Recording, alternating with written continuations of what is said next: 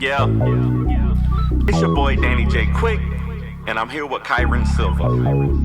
Um, Character designs, yeah. I mean, so the first artist we worked with, Dan Scotty, really talented young guy, done a lot of work for Dark Horse, and in fact, he's got a web comic he did is being published by Dark Horse in print.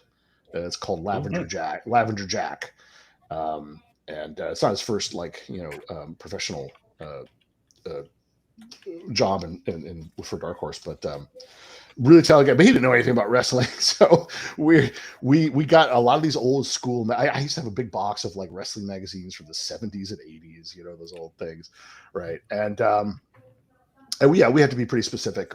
So with like Rock and Roll Rory Landell, he's obviously an amalgam of a bunch of different wrestlers, like maybe Hogan and Savage. But I think the one guy visually we kind of focused on for him was this guy called Superstar Billy Graham. Yep, I saw that. Okay. Yeah. I don't know a lot of people may not remember who that guy is, but he was the pre-Hogan big wrestler back in the day. He was the big blonde guy. Yep. He was Hogan before there was a Hogan. In fact, he was.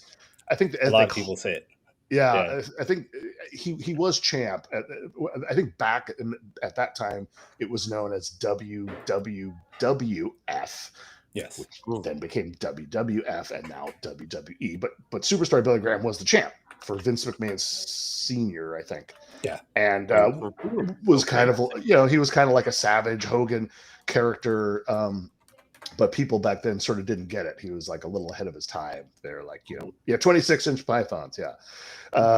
Anyway, So we kind of focused on that guy. But same thing for most of the characters was we wanted to do what we do really for games. Really was kind of we do want to give a description, focusing more on what's important for the story, and then give the artist some freedom as well to come up with what they think is cool and all that stuff. But we would give him sort of like clippings and we'd find pictures on the internet, but we gave him a box of these old wrestling magazines to like look through for all kinds of ideas, and he appreciated it. I think he got a kick out of it. There's I'm sorry, I got it. Nicholas Sarabia. I apologize if I pronounced your name wrong, from Corvallis.